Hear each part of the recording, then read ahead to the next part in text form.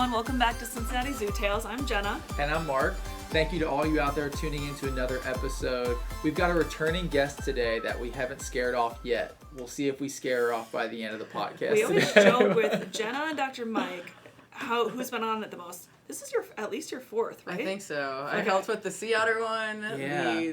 There was the wolves as well. Yeah, and maybe it's three. Is it three? Sea otter wolves.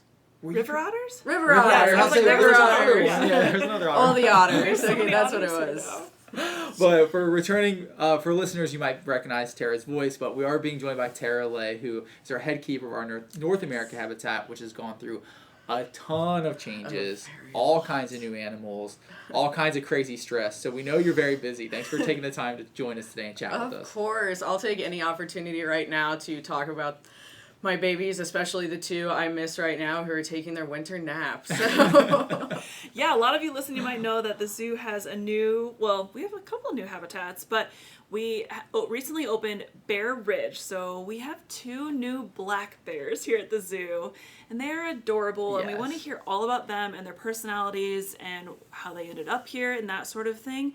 But can you just give everybody a little bit of an overview of black bears and, their natural history and how you might know they're a black bear versus a grizzly bear, those sorts of things? Of course. So a lot of people are really familiar with having seen black bears. If you're native to the Cincinnati area, you've probably gone to Great Smoky Mountains National Park and been able to see black bears in the wild. I know I've been lucky enough to see them, and I have the worst luck seeing wildlife. So if I've seen it, hopefully everyone else has.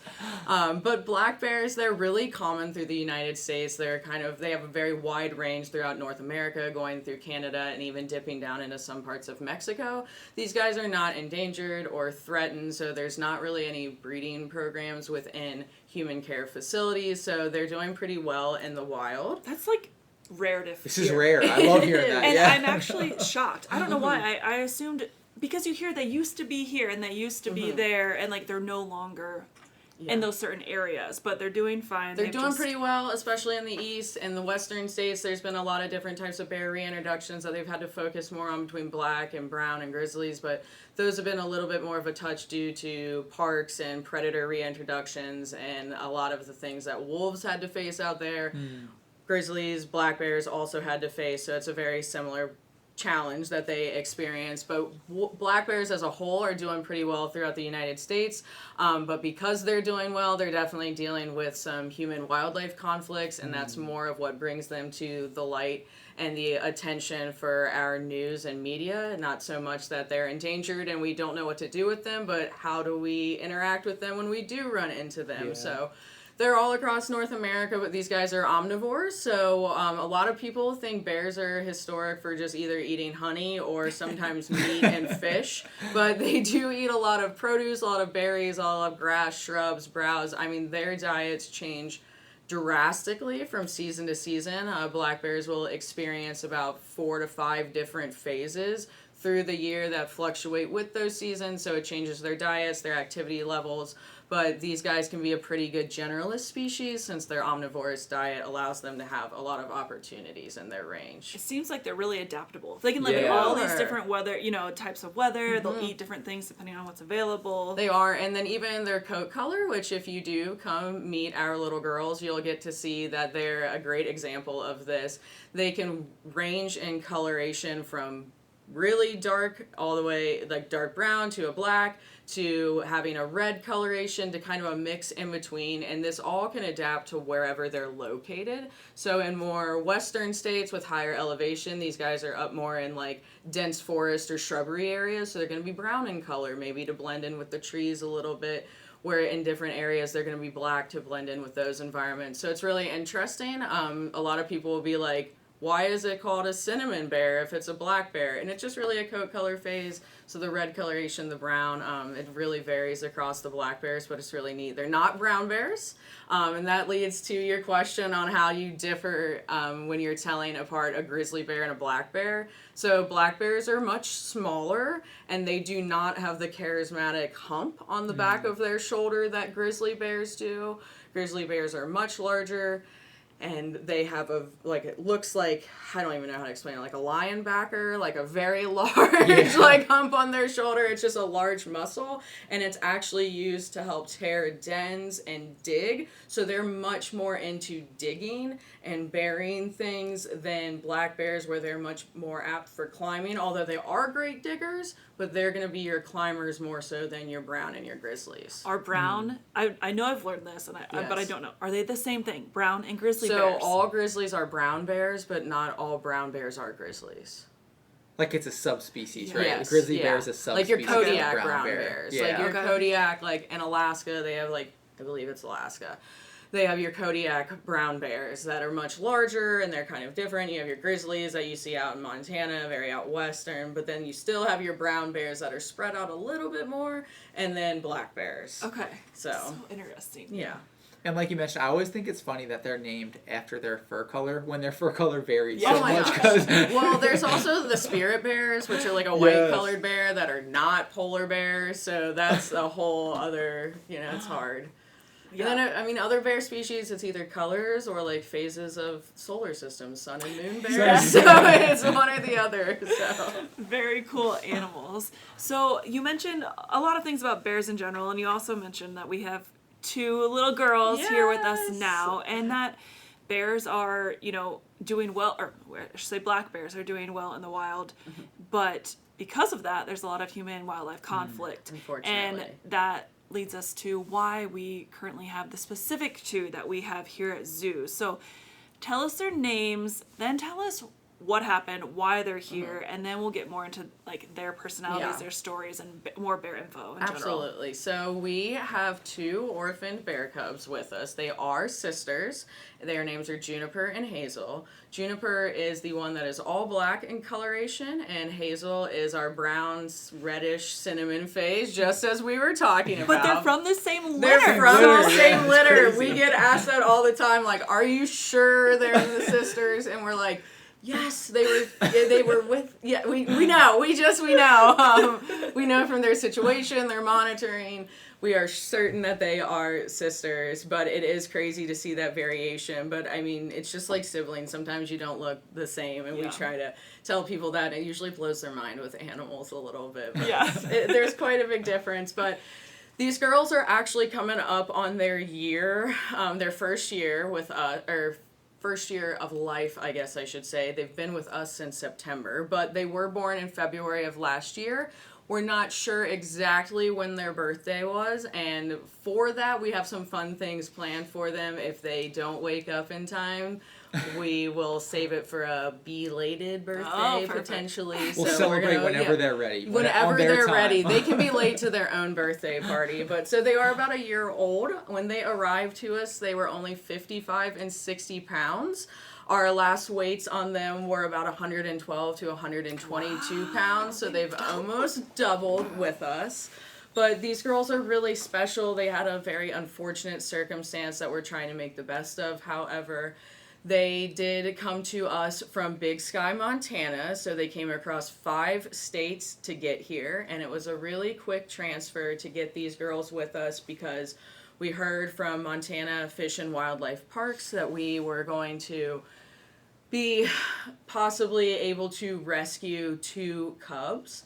As you know, Bear Ridge was under construction for quite a bit of time, and part of the issue that added to the delay and all of that was making sure that we were finding bears that we could help. We were looking for some cubs that needed a home, and so Montana reached out to us and said, we have a mother bear that is unfortunately making very poor decisions, and she is passing those lessons on to her cubs. So they needed to capture Mom and the cubs, which are now Juniper and Hazel.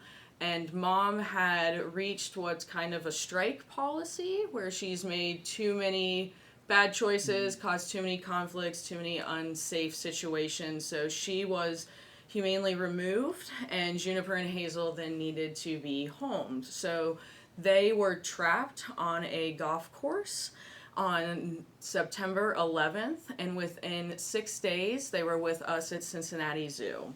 So they traveled across those 5 states. It was a very quick transport, but they were so well behaved, we heard. They had lots of snacks the whole way, and they were actually pretty quiet as a peep. The girls got to us, and they got to adjusting very well. But their story is a hard lesson for anyone that cares about wildlife, especially bears, or enjoys seeing them in the wild. It is a reminder of what can happen when there's too much of that conflict with the humans, and Juniper and Hazel were unfortunate victims in that situation, but it was the safest decision for wildlife and people, so we are currently making the best of it with them. I was going to say, it's tricky to say the mom was making bad choices, but humans started that. Exactly. It really is. Yes. So true. She's making the choices she had to, like, ultimately to care for her young. Mother bears are the only parent that provides. The father bear is not involved at all. So she's the one that's raising 1 to 2 cubs on her own, and she needs to take care of herself. And like you said, as we encroach on this land, is she's not making these poor decisions. I mean, they're poor because they fortunately cost her life, but they're not poor in the terms of she's making the right decision for her and her family, and that's just a terrible part of the human-wildlife conflict. Yeah, she's looking for the best sources or easiest sources of food. Exactly. And sometimes that's, from humans. And I don't know her story specifically, and I don't know if you do, but, obviously it could be an accident. A bear could find a trash can, and nobody did that on purpose, right? But if people are leaving food out or at a campsite, or worse, specifically feeding or throwing food to bears they see in the wild, you might think, wow, that was really cool. I just got to see a bear up close eating because I fed them food. Or that was so really cool. They came so close. I got amazing photos. But you don't realize they're very smart. They're intelligent, and they're going to recognize a human equals food, or a trash can equals food, and then they're going to continue seeking them out, right? 100%. And if these girls have taught us anything, it's exactly how smart they are and how quickly they catch on to things. And a lot of states like Montana and areas like Lake Tahoe, where these bear conflicts are really often, they will have this monitoring system where it's a semi-strike policy where, the first time we might try to let it go, maybe derail them or haze them in a way that distracts them from that area. But if they continue, and then especially if it's a mother with 2 cubs where she could be passing on those skills or those lessons to them, now you have 3 bears that could be problematic or unsafe, and it's very unfortunate because now it's affecting 3 lives. Yeah, and especially when cubs are involved, it's got potential to escalate as well and get really dangerous for people. So it does. I know. It's tragic, but we are really excited to have them here and glad that we could give a home to some babies that truly needed it. And they're going to teach a lot of people about wildlife and how to make respectful decisions around them. Yeah, with your voices and their cuteness, they can be really great ambassadors for, for this human-wildlife conflict that's going on, especially with bears, but all sorts of, human-wildlife conflict exists. So just keep in mind, you should not feed wild animals, and we might get into that a little more later. But back onto our happy cuteness talk. Yes. So you mentioned they've almost doubled in size, and you mentioned they're omnivores. What are some of their favorite foods? What helped them double in weight? So they came to us, and initially it felt like we could not feed them enough. So when they came to us, they were currently in what would be considered kind of their fall transition, getting ready to go into what we know as torpor. And so the thing... you said they arrived... I'm so sorry. You said they arrived came to in us September. Okay, Yeah, they gotcha. came in September. Like so they came to us okay. and they were in that, it's the fall and I'm looking for all the goodies to put on the weight and get myself nice and chunky for the winter. And so it felt like they were garbage disposals. Like everything that we wanted to feed them, they would just eat. And so it was a lot of apples, pears, berries, different types of greens and lettuces, carrots and sweet potatoes, and we would give them nutritional chow. We have specific ones for yearlings, and then we have an adult version for bears.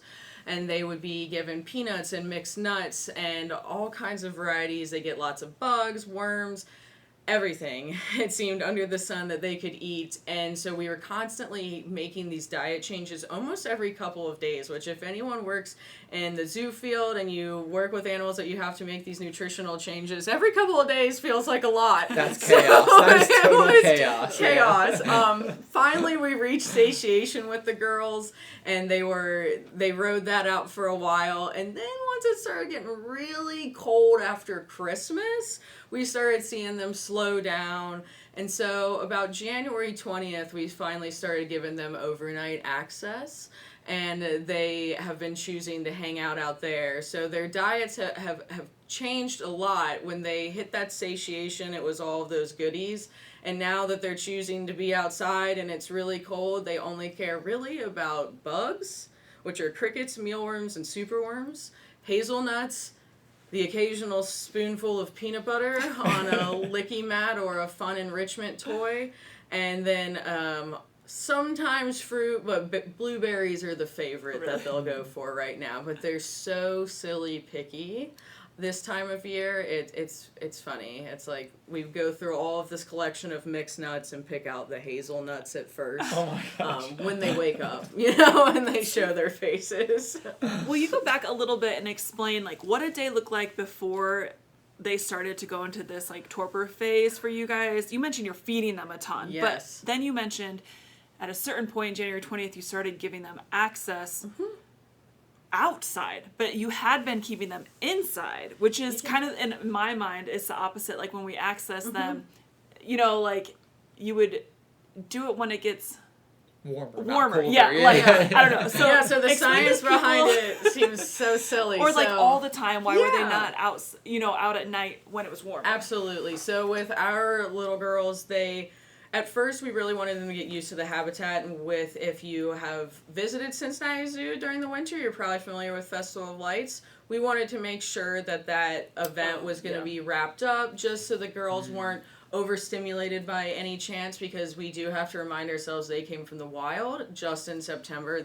Sometimes we forget because of how well they've adapted with us, but we wanted to make sure that they would have quiet nights on their first, and the timing actually just worked out really well. Good. So it was about like January 7th when we started seeing them really hunkering down and really not doing much during the day. And so they always had during the day access to upper dens, their lower dens, and then their habitat, and then we would just secure them in a set of dens overnight for their safety during Festival of Lights. I didn't even think about Festival. Yeah, that was kind of the big thing for us. We just didn't want them to get overstimulated with anything. They're just still little tots. Yeah. So, but about like the 7th, we really only had a week where they were hunkering down in their upper dens and showing preference there, and then we were like, well, okay, festival's over, let's give them access. And then they chose an on-habitat den, and from there, that's been it. Whatever they choose, yeah. Yeah, it's, we get to do yard checks every day and go out there and, change waters and just make sure everything's tip-top shape. But so they do come in. They do come in. Okay. They do come in once a day for snackies. Okay. And we can explain why that is, too. But they will come in once a day for snacks. It's on their own time, their own schedule, so we just have to get those checks in opportunistically, but their den looks very cozy. If it's where I think it is, it's like a kind of like a man-made cave, right? Yep. And then did you guys put the Christmas trees there? We did, but all of the bedding that's been dragged into it is their own accord. Yeah, well, you explain that bit, like what they chose to put in there and what their options were. It's been really funny because I'll put bedding in multiple places and I'm like, it's gone. But it's like, how could it possibly fit any more in there? And 2 bears, which explains their bed head, I think, but... Oh my gosh, will you take a picture of it, without them in there, of course, take a picture of it, and maybe we can share it for the Instagram story. I will, it's crazy, yeah. I can't wait till they're all done in it, and we get to clean it out, only so we can lay in it. I don't want to mess with it, and we don't touch it right now, because I don't really know how they fit through the doors of it to get in, like the pine burrows and trees are so close knit and they still fit through it. But what kind of stuff are they taking in there? Straw? Or straw, wood wool, wood shavings. Juniper tried to take a black tub the other day. Like, I want to see them carry it. Like, carry some of that stuff in. How are they? She carries it with her mouth, and they walk straw? backwards. They just put it in their mouth, and then they will carry some of it in their mouth and then use their front paws, and they just walk backwards and drag it with them. That's a lot of work. Really cute. We'll have to show you some videos. Yeah. They're so funny. But then they just kind of get sucked up by the pine trees as they back into their den. So there's a good chance this time of year that people won't actually get to see them when they come. And we want to hear about why and Torpor, but what do you think, and maybe this is a total guess, but what do you think are the main months people will not be able to see them? Yeah, so we didn't really expect the girls to go down in the way that they have this year. So we've talked to a lot of bear care professionals, and initially they had said the first 3 years, cubs may not show these actual signs of torpor. And for folks who are new to bears, torpor is kind of our winter seasons. The specific dates on it are December 1st to about February 28th, give or take some on either end with the climate. So those months, the bears should be very inactive. December, January, February. What we get into after torpor is what's called waking hibernation. And they start getting up and they'll move around and they'll get very active and they start kind of searching for the food. So they're a little still sleepy and they're getting into it, but springtime, they're waking up. The summer, they're very active. They're full on bear mode. And then in the fall, they're even more on bear mode because they got to prepare themselves to be down possibly for those couple months. So the fall and the summer are always your best. Spring might still be some sleepy bears, and the winter, they're going to be out for the count if they want to do the bear things that they're doing. But we're actually really pleased with our girls because some of the methods that we tried within their care to encourage seasonality has worked, and as unfortunate it is to not see them every day, I miss them dearly too. It's been great to watch them do bear things and do it well in their first year, even without guidance from mom. What is the reason that sometimes it's 3 years before they go? So cubs will be with their mother for 16 to 17 months. Okay. So they are they're born in the den when it would be a torpor season. They wake up and then they're with mom through a whole other denning season. And then in about June, she's ready to go mate and have new offspring, so they're out on their own. But those first 3 years, they're just very restless. They don't have that guidance. They don't know. It's kind of what we've seen in human care with orphaned cubs, is that those first 3 years, they're kind of figuring things out. It's just not concrete that you're going to see those same behaviors in an older bear. So we expected them to kind of have days that would fluctuate. In December, when we were having some crazy weather days where it'd be really cold and then really warm, they were bouncing between those. Now that it's stayed really cold, and even on the days when it rises in temp a little bit, we're still seeing them exhibit these torpor signs. So it's been a lot of changes for them in their seasonality. I'm sure it's been a lot for you guys to learn too, as you guys are going through this for the first time with them. It has, because it's like, we don't truly, like, a lot of animal care professionals with bears don't know what to expect in the first 3 years, and then we certainly didn't know with a brand new habitat and 2 new cubs, and we weren't sure. We knew we wanted to approach with this seasonality encouragement method for their management, and it's been really great to see it be effective, but we had no idea it would be effective right away. But it's just been it's so important for their care, so it's just going to be monumental that they're already starting it. So Well, that's awesome. Congrats to you guys. Thank you. And I know people have heard of hibernation. Maybe not as many people have heard of torpor. And you grow up as a kid hearing that bears hibernate. Will you tell us, do bears hibernate? Can you tell us what torpor is? A little bit of the differences between the two, And growing up, you hear hibernate and you think of an animal that just goes to sleep and doesn't wake up for the entire winter. But that's not what these girls are doing. That is correct. So I can give some light on what their schedule looks like, and then I'll use that to explain torpor. So right now the girls pretty much just sleep in their den all day, but they do get up for snacks once or twice a day, and usually that's late morning or early afternoon, and they kind of just go in, eat what they want, go back to their dens, and then we see them getting up maybe once or twice later in the evening to go search around for food. Torpor it's similar to hibernation in that it's slowing down physiological processes. Sorry, that's always a word I stutter on. But Either one works for me. Yeah, right, whatever it actually is. But the physiology slows down within torpor. And so that's your heart rate, your respiration, your metabolic rate. And all of that's similar and the same in hibernation, but torpor isn't as heavy or as intense or as long term. and hibernation is more considered voluntary, where torpor feels involuntary to the animals. They don't really have control over the fact that this sleepiness or this winter seasonal shift is coming over them. That's so wild to me. Is it Yeah. hormonal? Like, okay. And it reaches in with the hormones and the temperatures, and they just, like, so that's why your warmer climate bears, like if you have Louisiana black bears, they're not going to be experiencing torpor in the same way that Montana black bears are.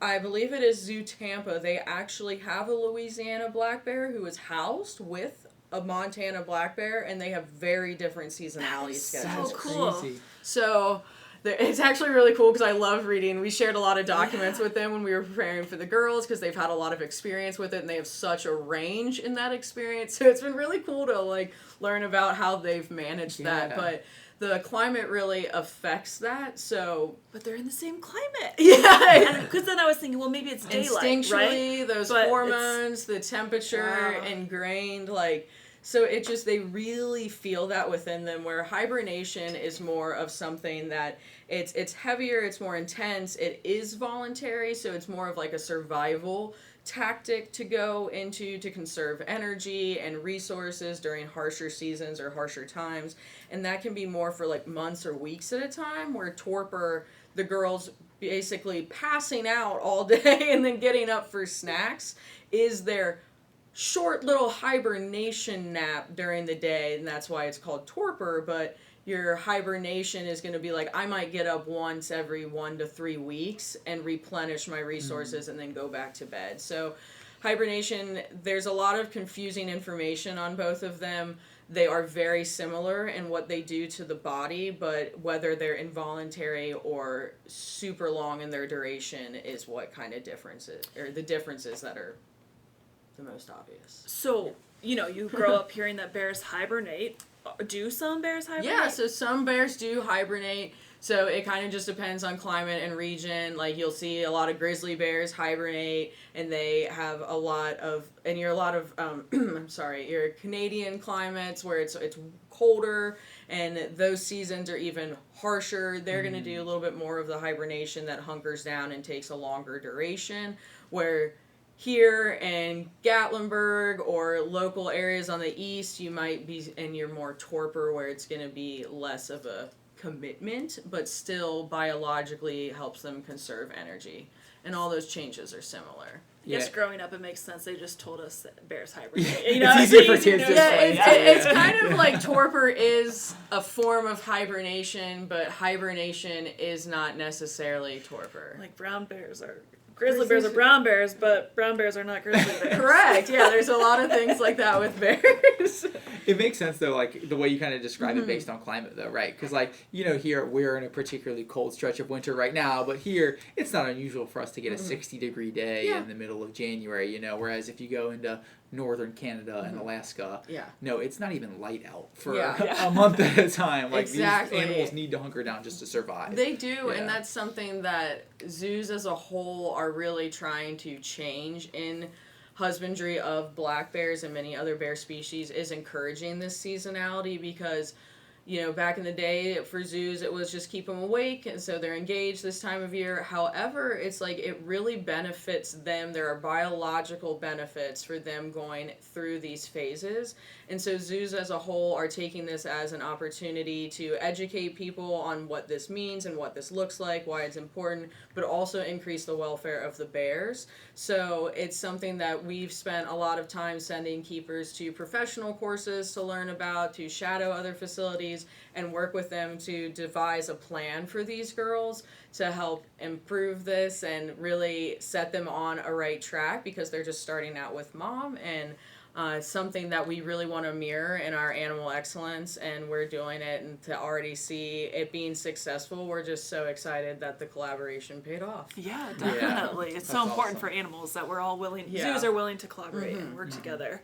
You mentioned a few things about like enrichment, and then you said that they wake up and look for snacks at night. So I wanted to know, are you guys, like when you go out, when they opportunistically come in, first of all, do you try for like 10 minutes to call them in and then go about your day? How do you like know they're in, and how do you... We watch on cameras a lot, or we'll see in the hallway with maybe the sea otter keepers down in the building. So we're kind of always keeping an eye on them if we know that we need would slow your day down if you're just kind of like... You're just waiting. It's weird that I have time and I don't have time this season with the girls, but we kind of know their schedule, and we just really try to, like, if we haven't seen them yet, we're like, it's probably about time that they're gonna roll in any minute now, so I should get prepared to be ready. But they have their own schedules. They let us know. We do, when they're awake and they're not in torpor, they are recall trained already, so we're actually these girls, like, they worked very well. But will you this explain time that to everyone? Yeah, so for our girls, if we need to pull our bear cubs off of habitat for any type of emergency at all, we can ring a cowbell and they come running. And it is truthfully the cutest thing ever, because they're like little bowling balls, like running up the hill, and they come in and they get really high value snacks, which for them is like yogurt or peanut butter or hazelnuts is their thing too. So those are their really high value snacks that they'll get as a reward. So these girls, really being young, we were excited that we had already established that behavior, which was good for them in case they get spooked by anything outside, and we have that safety net. Will you use that specifically, like on our department, we have like recalls, but we have emergency recalls. So if you just wanted them to come in for the day so you could clean, do they have a different like sound? Yeah, we just yell bears and cubbies. They answer just to a vocal cue. Yeah, we just yell bears and cubbies, and they come in also to their names if we yell Hazel and Juniper. Do you think they know their names, like individually? I think Hazel has some recognition of it. I love them. We didn't go much into their personalities. I do think Hazel's a touch smarter. She's picked up on training behaviors, and the way she communicates is a lot more straightforward, and she uses her body language, where I think Juniper's just happy to be there. We always joke that they're two versions of wildlife conflicts. Hazel is the I don't want to run into you on a trail type of bear, and Juniper's, hey, can I pet that dog? So she is 100% like...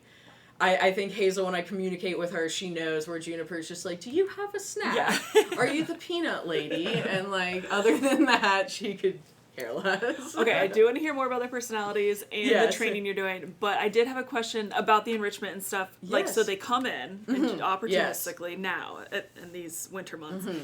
And then you said they come out and find snacks in the evening. So are you guys like hiding little like piles of treats around the habitat, and they eventually just like, because that'd be cool, like natural, but also fun for you guys to see if they find them. So we do vary their enrichment and their diets completely by season. So right now they're dealing with things that are very minimal effort. So they don't want to be engaged for super long, so we're not doing high complexity toys or complex problem solving based puzzles. We're doing easy peasy kind of scatter feeds, dig it up maybe out of some straw or some bedding or some simple tear toys. They love to shred everything. But it's low complexity, low effort, because right now they wouldn't be wanting to expend a lot of energy. But it is still funny, because right now even looking through some cricket cartons is fun for them, and they forgot that they had that snack there, and then they come back and find it later. That's what I was wondering, if you like bring them in and then you put them back out, they don't go searching for food at that moment. They They'll basically just like pick all the good stuff out of the trail mix and then come back and eat it still later. So, oh my gosh, because we'll see that they'll always have maybe a few little crumbs left behind, but if we wait too long to give them breakfast, if they come in on their own and it's not ready, then they start clearing up their scraps again. So. Funny. And they like to tear things up, and you mentioned a lick it, which it could be completely different from like the things I'm imagining. But do you have to worry about them ingesting things? Like, what can they tear up that you don't worry about them eating, or what does a lick it mat look like for these girls? I guess I should say a licky board. I was thinking of my little licky mat for my dog, but we really just use a piece of poly and we hang it on their mesh, and we smear peanut butter and put raisins and little treats on it, and they can lick it off of that. But for these girls, any substrates or any new enrichment, we would monitor with them and holding it first. And while they were indoors with us, and especially through their quarantine period, we were able to try a lot of things early on and get that out of the way.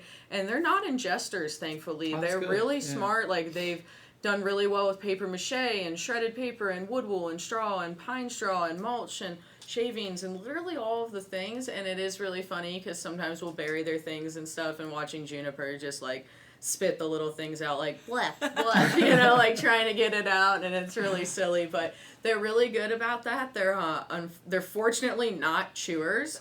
The only damage to our toys is the squirrels that think the toys also belong to them here at the zoo. But that's a whole nother, I could get into the Talk squirrels. about human-wildlife conflict. Yes! Human-wildlife conflict is the zoo squirrels. The squirrels have started scaring me lately. they are aggressive. They used to be just like annoying in giraffe. We would have to hide things, like if we use like nitrile gloves with peanut butter, yeah. they'll dig them out of like the trash or whatever, and then just Yeah. shred them and put them in different places. Or now they are like scary. They're coming They after you. scare our bears. The Oh my bears gosh. are afraid of them. They're like trying to jump on strollers. when they finally come in for snack time, they have to fight the squirrels for their snacks. And Hazel, she's a little tougher, so she stands up for it. Juniper has no interest in fighting the squirrels, and she my usually gosh. jumps a little bit, so it's pretty funny, but Oh. they harass us a bit. That so. sounds like fun. I love working with animals that you don't necessarily have to worry about them eating something. Like, Yeah. it just gives you so many more opportunities to come up with like fun ideas. It's refreshing, and, yes, yeah, because they destroy pretty much everything else in their habitat. They really like to dig, especially before our official hitting torpor phase. Hazel went on this crazy mission to dig every possible hole in habitat. So we do have that level of destruction, but thankfully it's not anything of concern. Yeah, it won't hurt Yeah. them at least. Yes. I do feel bad for horticulture. Sometimes I'll walk by. Yes, yeah. And it was so gorgeous. I mean, So it probably beautiful. still is. But It was pristine. when Yes, that habitat yes. first opened. Pristine. Yeah. But those trees were not meant to hold Hazel and Juniper. No. There are so many little broken trees in there. I'm sure Those horticulture trees are walks by and just wants fighting to for their cry. lives right now. We've done a lot to try to protect them, and we really it's hard to explain to the girls, like, it's for the longevity of Yeah. your future to enjoy You need these shade trees. and a larger tree you can Yeah, climb. but it's so I hope the trees can recover a little bit while the girls are inactive. But it's Yeah. not a good season for plants either. So for horticulture, we appreciated all that they did in that yard. It was gorgeous, and the girls appreciated it too, just in different ways. They had fun destroying it. They yeah. did.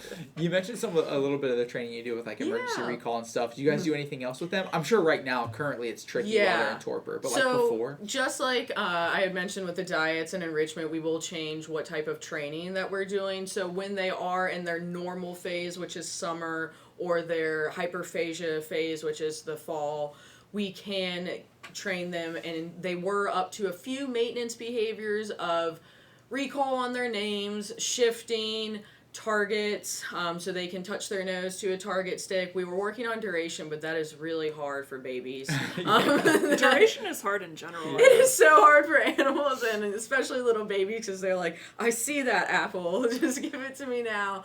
But they're very different to train, I will say, in general, than our sea otters, who have very fast reinforcement. The bears are like, I'll wait 10 seconds. But they were working on a stand-up behavior, and then a sit-back-down behavior, and then some side presents. That's about Awesome. and a little bit of paw behavior. That's about as far as we got before. I mean, for just a torpor. couple months, that's Yeah, great that's progress. amazing. They That's awesome. we Yeah. did a lot of relationship building with them to Yeah. ensure that they would be comfortable with us. And as I said, Juniper's very friendly, so it didn't take a whole lot for us to get her engaged. And then Hazel, with as smart as she is, I think she caught on pretty quickly. And bears are just so intelligent that we really have a lot of high in the sky training goals for them that we know they'll make it one day. That would be so fun.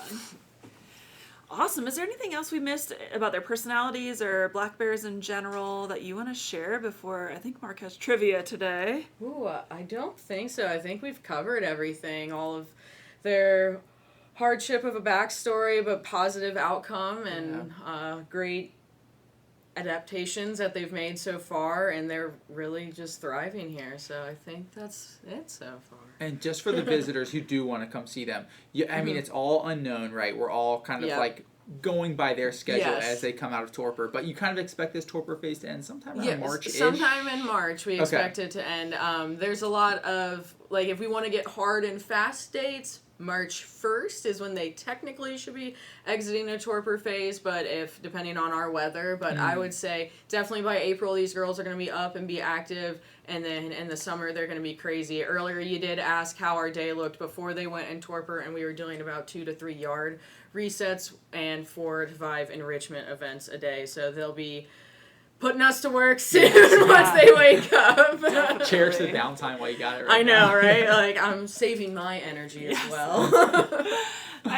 It's been so fun learning about them. They're so cute, and it sounds like just so fun to work with, I bet. And I've said it a million times, but North America, that would be a fun department to work in. And you guys get to, the main part is you get to be a part of these, you know, rehab and rehabilitation programs, and not just one species manatee anymore. No. Now it's sea otter, wolves, black bears, like your whole department. Almost. Even our birds were from, you know, rehab facilities, so it's really nice. Yeah, it's super cool. Jenna, don't get any ideas. You're not leaving Africa. I know. We welcome you. Oh man, well I do have some bear trivia for you if you're up for it, Tara. All right, we'll try. Yeah. So, talking about bears today, Jenna, you know this is always one of the first questions I ask. Dear. How many bear species are there? We're talking about American black bears today, but how many bear species are there? I know I need to use my fingers. For all the listeners at home, Tara's currently locked in right now, counting in her head. Species? Like, is a brown bear a grizzly bear? Oh, I should know this because that's just one. I'm picturing the peppermint. Since a grizzly bear is a kind of brown bear, that's just one species, if that makes sense. There's not separate for brown bear and grizzly bear. Okay. I think 8. 8 for Tara. I was gonna guess 8. 8's right on the money. Yes! 8's exactly I was correct. using the peppermint narwhal graphic that says I love bear. It's like for International Bear Day or something. Oh wait. Let's say, could you name them are all you real sure? quick? Wait, hold on. I said black bear, brown bear, polar bear, Asiatic black bear. Yep. Oh, I didn't count that one. Andean bear. Yep. AKA spectacled bear. Spectacled bear. And then I had sun bear, panda bear. Yep. And then sloth bear. Sloth bear. Yes. Yep. And then moon bear is a different name for a sloth bear. Yeah. So that was what. okay. Yeah. Because that's why I went to when I said, did you say polar bear? Yes. Just now. Okay. Yeah. That's the other thing that's tricky is like it depends on where you go. Spectacled, the common Andean, names, the common names can change. Like people will refer to brown bear and grizzly bear as different things, but they're the same. And then you hear Kodiak or spirit bear and all these different ones, and they're like subspecies then, I guess. Yeah. There's so many species like that. Wolves too. Yeah. Like that's always a tough one. 8. We're 1 for 1. You guys both got that exactly right. I have a question for Tara that's not a part of this, but it was a part of my family conversation this morning. Yes. Are there wolves in Michigan? Isle Royale.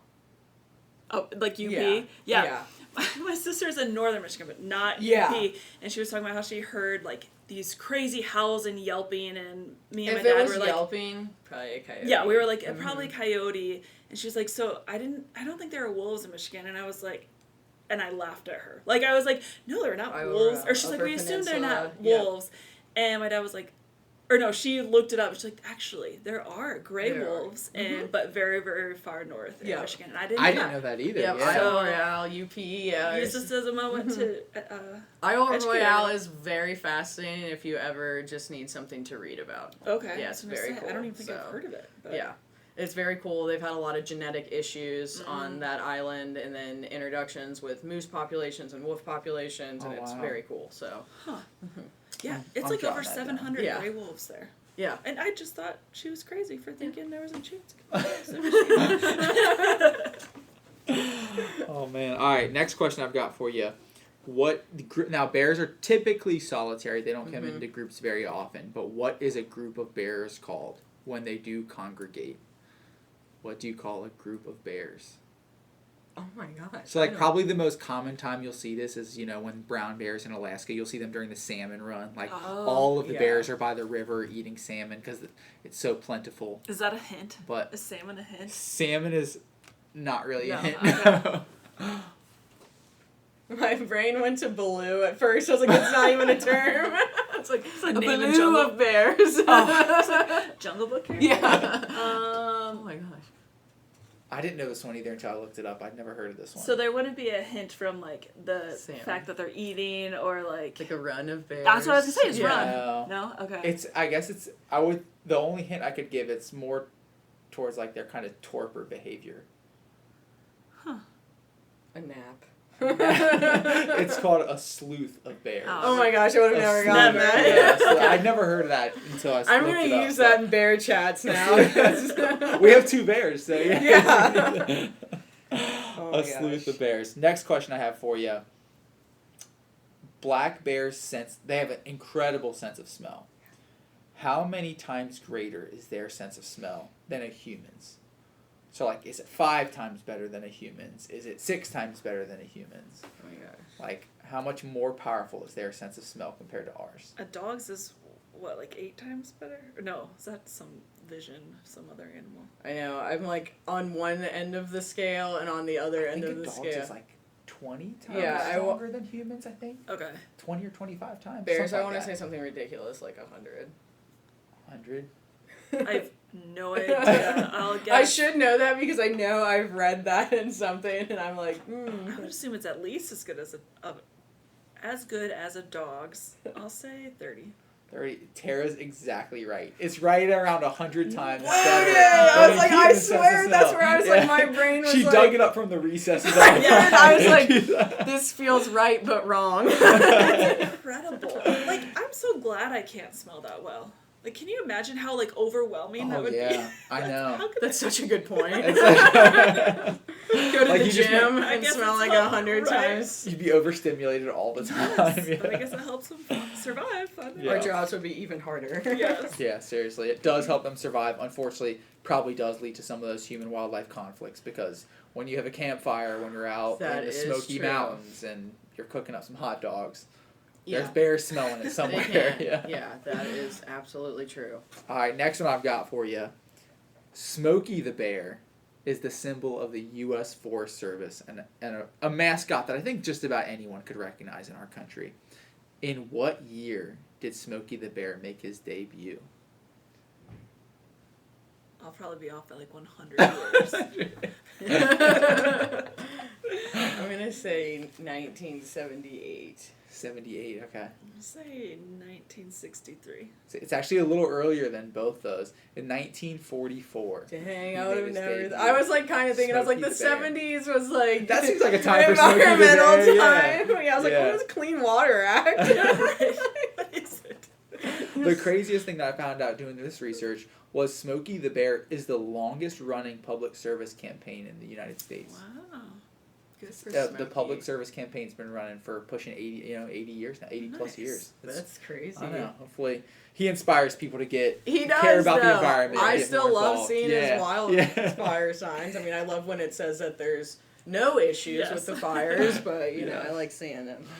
All right, last question I've got for you. What famous bear taught a generation about the bare necessities? Baloo. Baloo. Baloo. I Yeah. It's like they I said already earlier. guessed this Oh, answer. You just knew it was coming. You Yeah, knew it I was coming. like, Baloo's gonna be something. Baloo, not an American black bear either. He's a sloth bear, but Yeah. you know, his lesson is well taken. It Well is. taken. Well, thanks for playing along for trivia, Tara. Of course, those were good Yeah. questions. I just got I was gonna try and like sing the song because that's. Please do. But no, I'm not going Please. to. But that's on Lincoln's playlist. Oh, it's Bare Lincoln's Necessities, Jam. yeah. Okay, shout out to Lincoln. You're gonna have to play when you get home for him. Joe, do you have anything else for Tara while we have her? No, unless we missed anything. Just have the final question. What can I do? Yep. So this isn't the most tangible action item, but you can always be more bear aware. As we were talking about range of black bears, they're pretty much all across North America. So as people really love to be outdoors and we're growing our populations, it's a matter of time before we cross paths with one. So people can be respectful of their space, not giving them food, not conditioning them, not alerting them or showing interest to them. Like, don't make yourself appealing, don't engage with them, give them the same respect and extra distance even that you would other non possibly predatory wildlife. And so when you are in parks and possibly in a bear area carrying things like a bear bell, and talking with whoever you may be hiking with to cause some noise so you're not going to startle bears to scare them and cause them to be defensive of dens or offspring, and making sure that you equip yourself with things like bear spray, and you're always locking up foods and things that smell, even if you're thinking, oh, I locked up all my sandwiches, but if you have toothpaste, deodorant, these items too can attract a bear because it's different. So locking these things up appropriately from your campsites and always following park protocols for the safety measures, putting those in proper storage containers, and truthfully just taking extra efforts to not condition these bears, because it is unfortunate situations where bears learn that these are ways that they can help survive and take care of their offspring, and they're going to do what's best for them and their families, just as we as humans would. So Juniper and Hazel's mother made that decision as well, and unfortunately it was not the best decision for her or them. So we can all prevent other animals from having the same outcome by just giving them that respect and treating wildlife like wildlife, and letting bears just be bears. Definitely. Yeah. Like you mentioned, as we kind of encroach on their territory, like, it becomes a greater responsibility for us to do what we should be doing and take care of those animals. And I don't know if it's just me, but like, it feels like this has become more of a problem in like the social media era. Like, I think it do has. people just want these like videos of encountering I think wildlife it that absolutely closely? has, my personal opinion, and then as more as people get into national parks, half of what you go to these parks to see sometimes is wildlife, and if we're going to put that opportunity at risk for pictures, or to say I fed a bear cub, or to worse, put hands on those animals or touch them or harass them in any way, it's all to say you did something, but you're going to take away the opportunity for future generations to have that chance to see them in their wild habitat, and I think that's just really unfortunate. It's very selfish. It's only considering their interests, and it's just not the point. The point is to go to appreciate it, and I think animals are at the expense of that, and it is a growing pain with social media. Yeah, That was really well put, and Definitely. really important to think about. Yeah. definitely. Like you kind of mentioned earlier, the one silver lining we can take of having Juniper and Hazel here is hopefully that we can carry that lesson with us, and we teach it can to use more their people. story, because people are going to see them and see all of the things that they get to do in their habitat, and it's like you could be seeing them do this in the wild, and many other cubs for many other generations, if we just gave them the same respect and let wildlife be and just leave them alone with the same compassion that we want to give our own selves. So Yeah. Great. Well, thank you Definitely. again, Tara, for joining us, course. teaching us about Juniper and Hazel and all the different bears and black bears especially. Like we say every time, gotta come see them. We love them. It's like I love having an excuse after I have to go to the vet hospital, like walking by. Walking past, After March, when they're awake, we'll let you know. Well, let's say the last 5 or 6 times I walked past them, I haven't gotten to see them. So I feel like it was right before Christmas we had gotten one good snow, and they were out playing in the snow, and I got to see it, and I was so hyped to see them playing in the Hazel snow. loved the snow, and then she was like, internal clock, commence. Oh man, well yeah, thank you so much. We know you're super busy, so thanks for coming and chatting thank you with guys us. for having me and let me tell Juniper and Hazel's story. So Anytime. To all you listeners out there tuning in to today's episode, thank you so much for listening, and we will talk to you again soon. Have a great week.